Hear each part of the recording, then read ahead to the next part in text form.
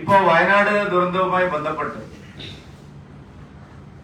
ദുരിതാശ്വാസ പ്രവർത്തനങ്ങളുടെ ചെലവിനെ സംബന്ധിച്ചുള്ള വാർത്തകൾ പുറത്തു വന്നിരിക്കും. മുഖ്യമന്ത്രി ഇന്നലെ ഒരു ന്യായീകരണം, ആളുകളെ കബളിപ്പിക്കാൻ വേണ്ടിയിട്ട് ഒരു ന്യായീകരണ പ്രസ്താവന അദ്ദേഹം ഇറക്കിയിട്ടുണ്ട്. ഇത് ചെലവായ തുകയല്ല, ഇതൊരു പ്രൊജക്ഷൻ മാത്രമാണ്, എസ്റ്റിമേറ്റ് ആണ് എന്നാണ് മുഖ്യമന്ത്രി പറഞ്ഞിരിക്കുന്നത്. പക്ഷെ ഇതിനകത്ത് നാം കാണേണ്ട ഒരു കാര്യം, വയനാട് ദുരന്തം സമീപകാലത്തൊന്നും ഉണ്ടാവാത്ത തരത്തിലുള്ള അഭൂതപൂർവമായിട്ടുള്ള സഹായങ്ങളുടെ പ്രവാഹമാണ് വയനാട്ടിൽ ഒഴുകിയെത്തിയത്. ഈ അടുത്ത കാലത്തൊന്നും ഒരു ദുരന്തം ഉണ്ടായപ്പോൾ നമ്മുടെ രാജ്യത്തെ എല്ലാ സംസ്ഥാന ഗവൺമെന്റുകളും ഒരുമിച്ച് വന്ന് കേരളത്തെ സഹായിച്ച ചരിത്രം ഉണ്ടായിട്ടില്ല. BJP ഭരിക്കുന്ന എല്ലാ സംസ്ഥാന ഗവൺമെന്റുകളും, ഉത്തർപ്രദേശ്, മധ്യപ്രദേശ്, ഒറീസ, ഛത്തീസ്ഗഡ്, NDA ഭരിക്കുന്ന ആന്ധ്ര, അങ്ങനെ ഏതാണ്ട് 7-8 സംസ്ഥാന ഗവൺമെന്റുകൾ 15 കോടി, 10 കോടി, 5 കോടി രൂപ കേരളത്തിന് നൽകിയിട്ടുണ്ട്. മുഖ്യമന്ത്രി ഒരു വാക്ക് പോലും അതിനെക്കുറിച്ച് സംസാരിച്ചില്ല. മുഖ്യമന്ത്രി ഒരു 500 രൂപ അദ്ദേഹത്തിന് താല്പര്യമുള്ള ആരെങ്കിലും കൊടുത്താൽ അത് വൈകുന്നേരം 4 മണിക്ക് വന്ന് പ്രസംഗിക്കുന്ന മുഖ്യമന്ത്രി, ഏതെങ്കിലും ഒരു കമ്മി ഒരു 500 രൂപ കൊണ്ടുകൊടുത്താൽ അത് എഴുതി വായിക്കുന്ന മുഖ്യമന്ത്രി 15 കോടി രൂപ കൊടുക്കുന്ന ഒരു സംസ്ഥാന ഗവൺമെന്റുകൾ, മധ്യപ്രദേശ് സർക്കാർ 15 കോടി രൂപ കൊടുത്തു, ഒറീസ സർക്കാർ 15 കോടി രൂപ കൊടുത്തു. ഒരു വരി മുഖ്യമന്ത്രി പരാമർശിച്ചതേ ഇല്ല, ഒരു നന്ദി വാക്ക് പോലും പറയേണ്ട ആവശ്യമില്ല. ഞങ്ങളത് പ്രതീക്ഷിക്കുന്നുമില്ല ഈ മുഖ്യമന്ത്രിയിൽ. ഇനിയും BJP ഭരിക്കുന്ന സംസ്ഥാന ഗവൺമെന്റുകൾ ബാക്കിയുള്ള ഗവൺമെന്റുകൾ കൊടുക്കും.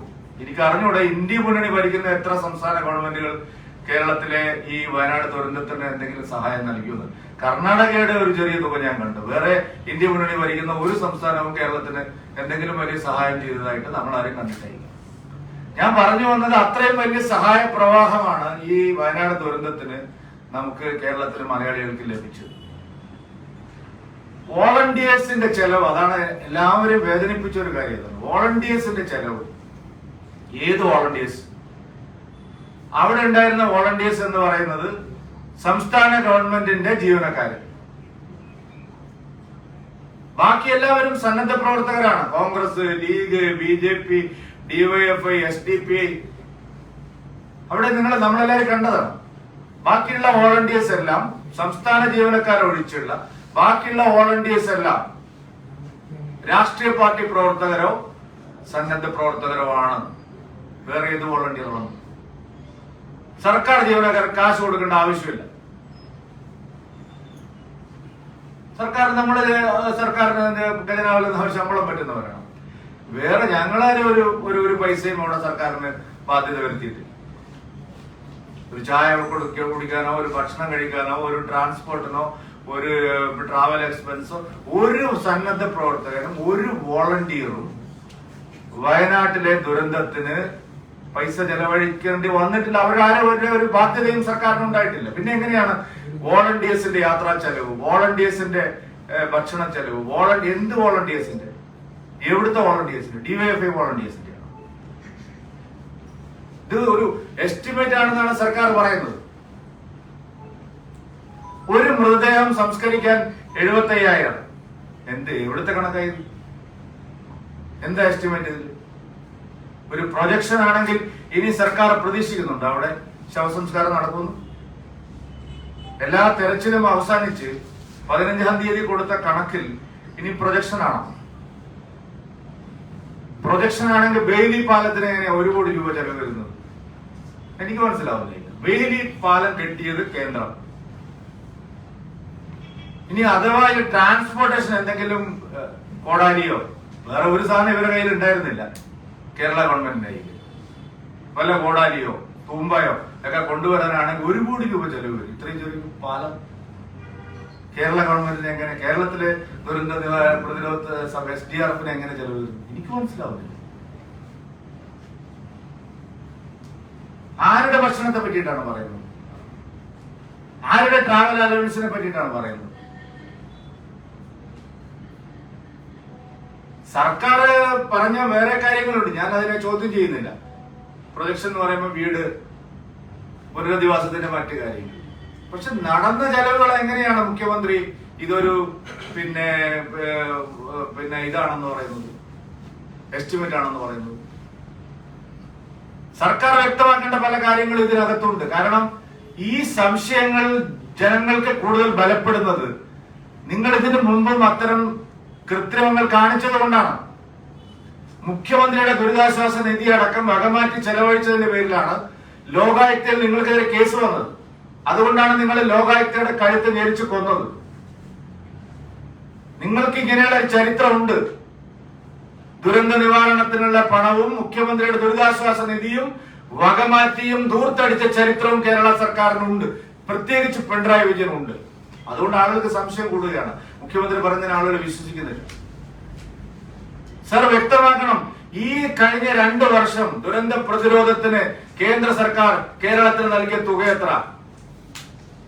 അതിലെത്ര രൂപ നിങ്ങൾ വയനാട് ദുരന്തത്തിന് മുമ്പ് വയനാട് ചെലവഴിച്ചു? അതിന് ശേഷം എത്ര ചെലവഴിച്ചു? ഇവിടെ കേന്ദ്ര സഹായം മുടക്കാനാണ് ചില മാധ്യമങ്ങളും BJP ശ്രമിക്കുന്നതെന്നുള്ള പ്രചരണമാണ് നടക്കുന്നത്. സർ, കേരളത്തിന് ഇതുപോലെ കേന്ദ്ര സഹായം കിട്ടിയ ഒരു കാലം ഉണ്ടായിട്ടില്ല. കാശില്ലാത്തത് കൊണ്ടല്ല വയനാട്ടിൽ ദുരന്തം ഉണ്ടായത്, നിങ്ങളുടെ പിടിപ്പുകേട് കൊണ്ടാണ് ഉണ്ടായത്. NDRFന്റെ സേന അവിടെ വന്ന് കാത്തു കിടന്നു, നിങ്ങൾ വിളിച്ചില്ല. 500-ലധികം കോടി രൂപ ഖജനാവിൽ ഇരിക്കുന്നു, നിങ്ങൾ 1 കോടി രൂപയാണ് കൊടുത്തത്. പിന്നീടാണ് നിങ്ങൾ 4 കോടി രൂപ കൊടുത്തത്. നിങ്ങൾക്ക് എന്തായിരുന്നു പണി? കാശില്ലാത്തതുകൊണ്ടാണോ?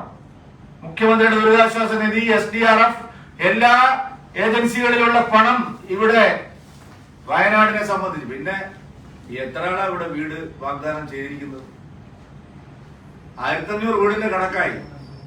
APCC, DYFI, AIYF, Bobby Chemmanur,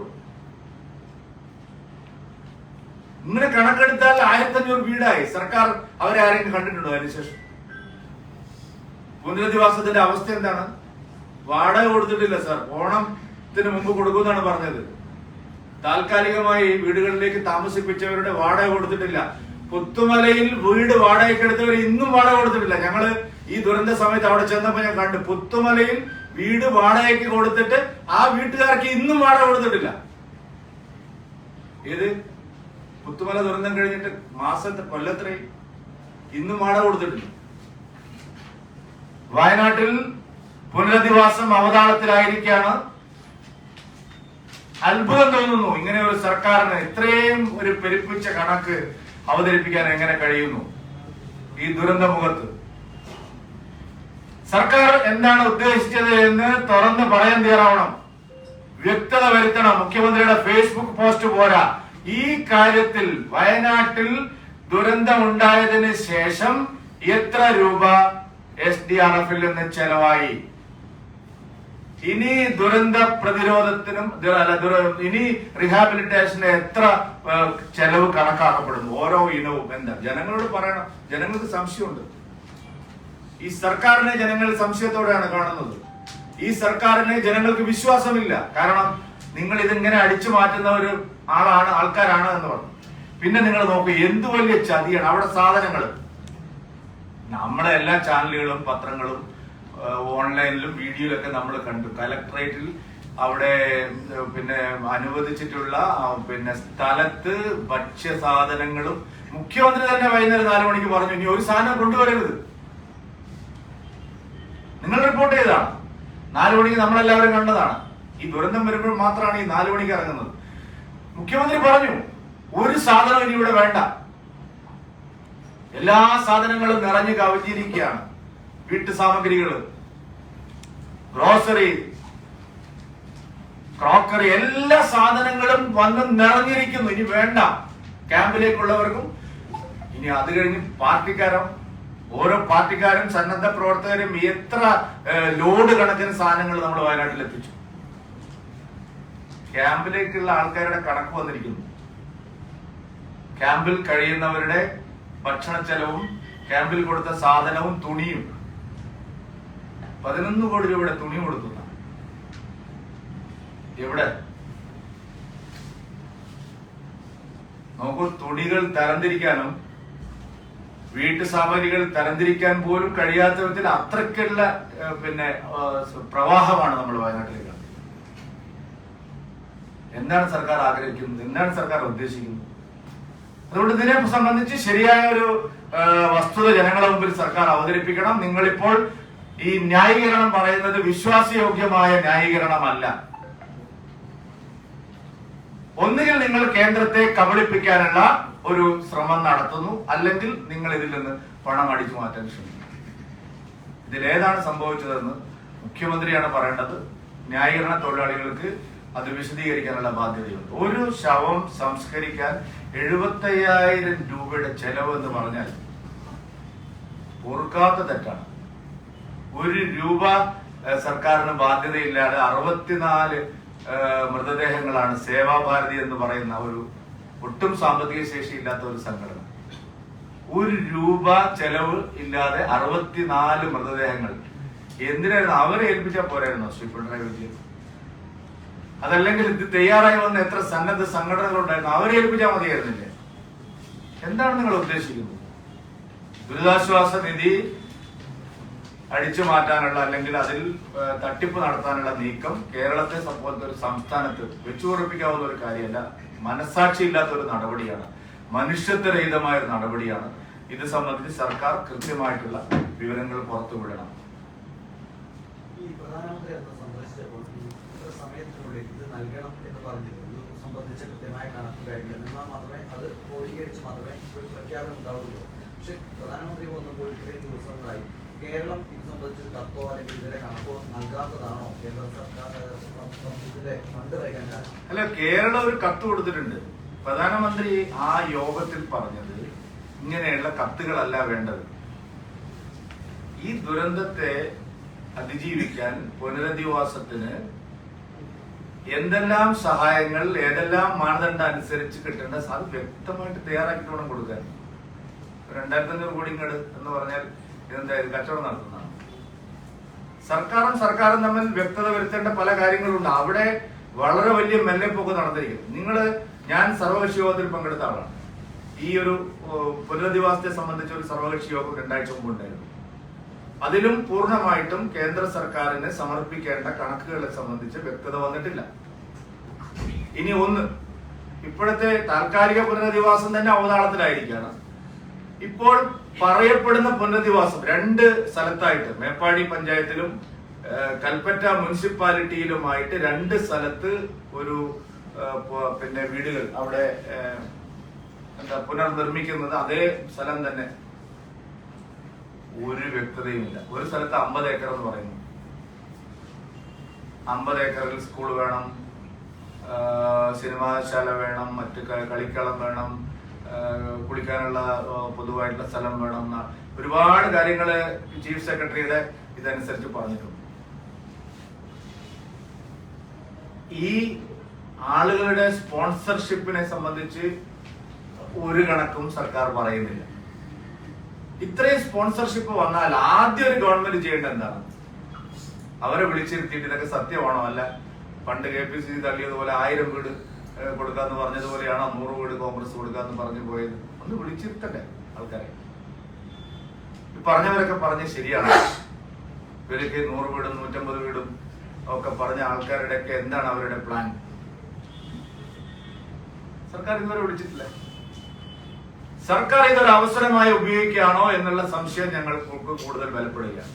ഈ ദുരന്ത നിവാരണം അതിനുശേഷം നടന്ന പുനരധിവാസത്തിന്റെയും കാര്യത്തിൽ ഇങ്ങനെ ഒരു അവ്യക്തത ഉണ്ടാക്കി. സർക്കാർ ഇതൊരു അവസരമായിട്ട് ഈ സ്പോൺസർമാരെല്ലാം നന്നാ പിന്നെ അധികം പൈസ വേണ്ടി വരില്ല. നമ്മൾ ഉദ്ദേശിച്ച പോലെ നടക്കണമെങ്കിൽ ഇപ്പൊ പറഞ്ഞ സ്പോൺസർഷിപ്പ് പറഞ്ഞവരെല്ലാം കൂടി വിചാരിച്ചാൽ തന്നെ മരണസംഖ്യ നമ്മള് ചാനലുകളിലൊന്നും അന്ന് പറഞ്ഞതുപോലെ പത്രങ്ങളിലൊന്നും അന്ന് വന്നതുപോലുള്ള മരണസംഖ്യ ഇല്ല. 1000 കണക്കുന്നായിരുന്നു അന്നത്തെ ഒരു അന്തരീക്ഷം നമ്മൾ കണ്ടത്. പക്ഷെ മുഖ്യമന്ത്രി സർവകക്ഷി യോഗത്തിൽ പറഞ്ഞ കണക്ക് അനുസരിച്ച് നോക്കുമ്പോൾ അതിൽ കുറവാണ്.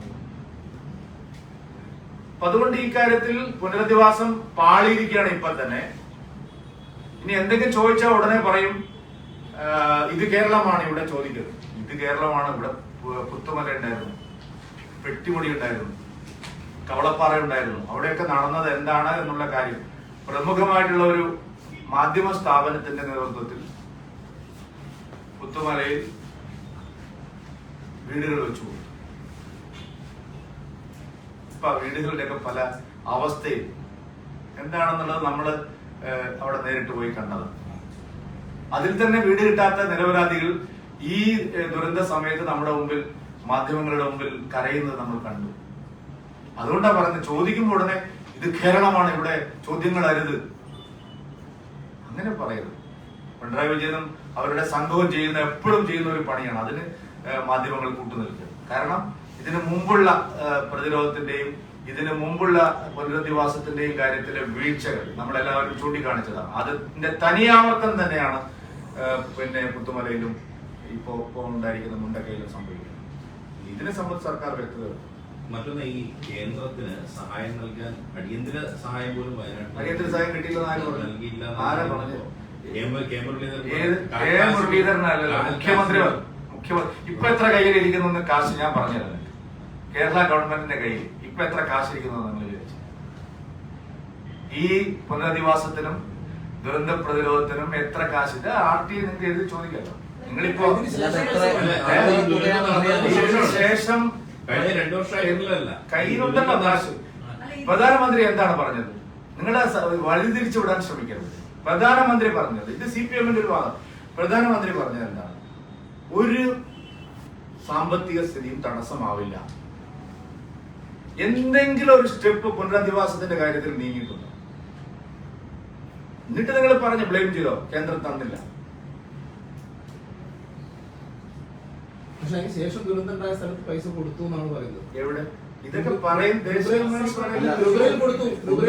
ഒന്ന് രണ്ട് വ്യക്തത വരുത്തിയിട്ടുണ്ട്. ഒന്ന് രണ്ട് കാര്യങ്ങൾ. അതായത് സംസ്ഥാനത്തിന് കേന്ദ്രത്തിന്റെ ഫണ്ട് ഇതുവരെയും കിട്ടാത്തത് സംസ്ഥാനം കൃത്യമായ കണക്ക് കേന്ദ്രത്തിൽ ഹാജരാക്കാത്തതുകൊണ്ടാണ്. അങ്ങനെയല്ലേ പറഞ്ഞു?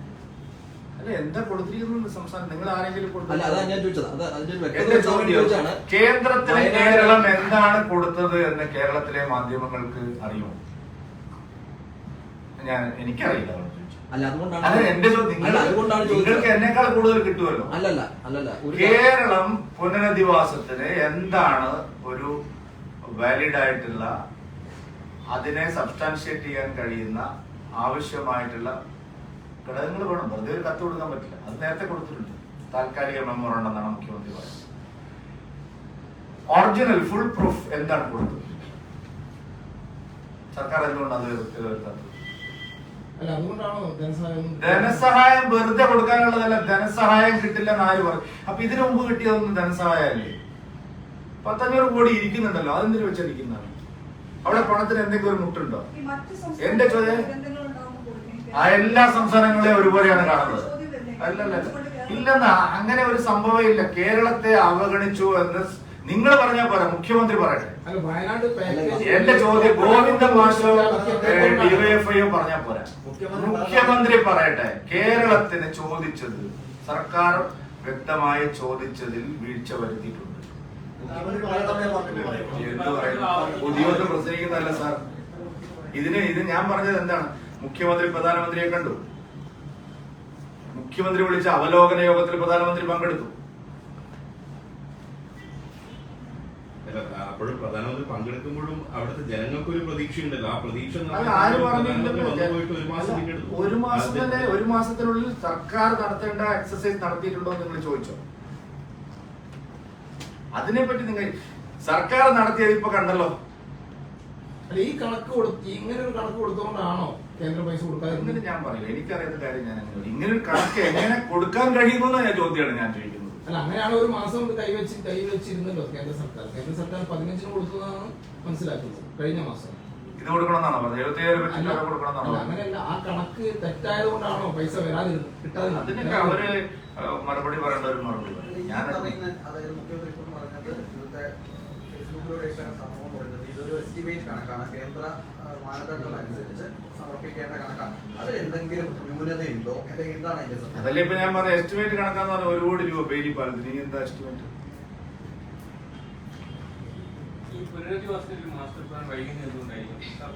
പുനരധിവാസത്തിന് ഇവിടെ ഒരു മന്ത്രിസഭാ ഉപസമിതിയെ നിയമിച്ചു. ഈ കേരളത്തിലല്ലാതെ ഇങ്ങനെ ഒരു ഉപസമിതിയെ വെക്കും. അവർക്ക് എന്താണ് അറിയും? അവർ രാവിലെ പുത്തുമലയിലേക്ക് പോകും, അല്ല ഇവിടേക്ക് പോകും, പിന്നെ ചൂരൽമലയിലും മുണ്ടക്കയിലും പോകും, പട്ടാളക്കാരെ മറ്റേ ഫോട്ടോ എടുക്കും. അവർ കലക്ടറേറ്റിലിരുന്ന് ആ ഒരു മാസം എന്ത് ചെയ്തു എന്നാണ് നിങ്ങൾ പറയുന്നത്? അവർ ചെയ്താൽ ഇങ്ങനെയാണോ? ആദ്യമേ തന്നെ പരാജയപ്പെട്ടു. മന്ത്രിസഭാ ഉപസമിതി ഒരു ദയനീയ പരാജയമായിരുന്നു. പിന്നെ ആവശ്യത്തിന് പരിചയസമ്പന്നരായ ഉദ്യോഗസ്ഥരെ വെച്ച് മാനദണ്ഡങ്ങൾ മനസ്സിലാക്കി ഏത് ലെവലിലാണ് ഇത് പരിഗണിക്കേണ്ടത് നല്ല ഹോംവർക്ക് നടത്താനുണ്ട്. അങ്ങനെ എന്തെങ്കിലും ഒരു ഹോംവർക്ക് കേരളം നടത്താറുണ്ടോ? ഇത്രയും യൂസ്ലെസ് ആയിട്ടുള്ള, ഇത്രയും കഴിവുകെട്ട ഒരു ഭരണ സംവിധാനം ഇന്ത്യയിൽ എവിടെയെങ്കിലും നിലനിൽക്കുന്നുണ്ടെങ്കിൽ അത് കേരളം. അതിനെ നിങ്ങൾ ഇത് അൽ കേരളമാണ് എന്നൊന്നും പറഞ്ഞ് ന്യായീകരിച്ച കാര്യം. ഇവരുടെ പിടിപ്പുകേടാണ് ഇതെല്ലാം കാരണം. അല്ലെങ്കിൽ ഇങ്ങനെ ഒരു കൊട്ടക്കണക്ക് എഴുതിയിട്ട് അവിടെ കൊടുക്കില്ല. ഈ പ്രളയകാലത്ത് ഇതുപോലെ എസ്റ്റിമേറ്റിന്റെ കണക്ക് പ്രകാരമാണ് മുഖ്യമന്ത്രിയുടെ ദുരിതാശ്വാസ നിധിയിൽ പണം വകമാറ്റിയത്. ഇപ്പോഴും അത്തരത്തിലുള്ള സംശയങ്ങൾ നിലനിൽക്കുന്നു. മുഖ്യമന്ത്രിയുടെ ദുരിതാശ്വാസ നിധിയുമായി അതല്ലേ എന്ന് ഞാൻ ആദ്യമേ തന്നെ പറഞ്ഞത്. മുഖ്യമന്ത്രിയുടെ ദുരിതാശ്വാസ നിധിയെ സംബന്ധിച്ച് ജനങ്ങൾക്ക് നല്ല സംശയമുണ്ട്. മുഖ്യമന്ത്രിയുടെ ദുരിതാശ്വാസ നിധിയും SDRF-ഉം എല്ലാം പണം വകമാറ്റി ചെലവഴിച്ചതിന്റെ പേരിൽ കേസ് നിൽക്കുന്ന സംസ്ഥാനമാണിത്. അത് ലോകായുക്ത പരിഗണിക്കാനിടെയാണ് ലോകായുക്തയുടെ അധികാരങ്ങൾ ഇവിടെ എടുത്തു കളഞ്ഞത്. അപ്പൊ ഈ സർക്കാരിന് ആളുകൾക്ക് സംശയമുണ്ട്. കഴിക്കാത്ത ഭക്ഷണത്തിന്റെ പേര്, ഇടാത്ത തുണിയുടെ പേര് എല്ലാം പൈസ എഴുതുന്നു എന്നുള്ള സംശയം ജനങ്ങൾക്ക് വളരെ ശക്തമായിരിക്കുകയാണ്. അതുകൊണ്ട് വ്യക്തത വരുത്തേണ്ടത് സംസ്ഥാന ഗവൺമെന്റാണ്.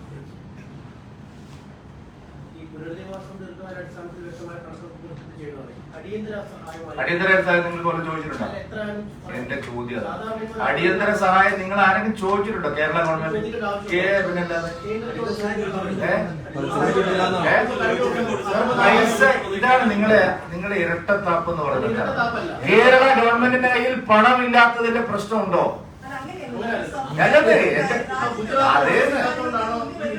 അല്ലല്ല, ഒരു സംസ്ഥാന ഗവൺമെന്റിനും ഈ മോദി സർക്കാർ വന്നതിന് ശേഷം ദുരന്ത പ്രതിരോധത്തിനോ ദുരന്ത നിവാരണത്തിനോ പണത്തിന്റെ കുറവില്ല.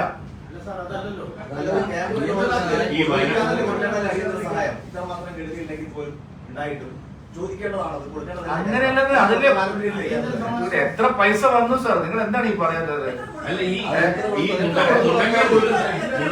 എത്ര ചെലവഴിച്ചു നിങ്ങള്? ഞാൻ പറയട്ടെ, 85 കോടി രൂപ BJP ഭരിക്കുന്ന സംസ്ഥാന ഗവൺമെന്റ്. ഞാൻ ചോദിക്കട്ടെ, ആയിക്കോട്ടെ, 85 കോടി രൂപ ഇപ്പൊ BJP ഭരിക്കുന്ന ഗവൺമെന്റ്. ഇവിടെ എത്ര ചെലവായി? അല്ലെ നിങ്ങൾ പറ. വയനാട് കലക്ടറേറ്റിൽ ഇരുന്നു കൊണ്ട് ഈ ദുരന്തം നടന്നതിന് ശേഷം സർക്കാരിന് എത്ര ചെലവായി? നിങ്ങൾ ആത്മാർത്ഥ ഉണ്ടെങ്കിൽ ആ ചോദ്യം ഗവൺമെന്റിനോട് ചോദിക്കണം. എത്ര ചെലവായി? അതുകൊണ്ട് ഇവിടെ പണത്തിന്റെ ഇനി വേണ്ടത്, ഞാൻ പറയട്ടെ, ഇനി വേണ്ടത് പുനരധിവാസത്തിനുള്ള പണമാണ്. ബാക്കിയുള്ള പണം എല്ലാം സംസ്ഥാന ഗവൺമെന്റ് കയ്യിലുണ്ട്. നിങ്ങൾ ഇങ്ങനെ ഒരു തെറ്റായ നറേറ്റീവ് ഉണ്ടാക്കുന്നു.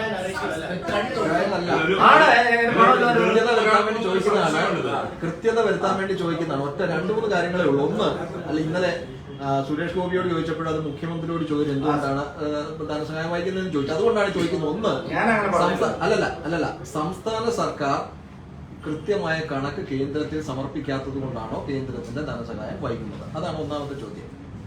അങ്ങനെ അതായത് സംസ്ഥാന ഗവൺമെന്റ് കൃത്യമായ രീതിയിൽ ഓരോരോ ഹെഡുകളിലായി ആവശ്യമായ ചെലവ് കേന്ദ്രത്തെ ബോധിപ്പിക്കണം എന്ന് പറഞ്ഞാൽ ഇത് ജന്മികുടിയാൻ ബന്ധമല്ല, ഒഫീഷ്യലാണ്. ഇതെല്ലാം വലിയേട്ടനും ചെറിയേട്ടനുമല്ല. അത് വിശദമായി പരിശോധിച്ചാണ് കേരളത്തിന് ഈ ഒരു ദുരന്തത്തിന്റെ പേരിൽ എത്ര തുക അനുവദിക്കേണ്ടതാണ് എന്ന് തീരുമാനിക്കുന്നത്. അക്കാര്യത്തിൽ ഇതുവരെ ഞാൻ മനസ്സിലാക്കിയെടുത്തോളം കേന്ദ്രത്തിന്റെ ഭാഗത്ത് ഒരു വീഴ്ചയും ഉണ്ടായിട്ടില്ല.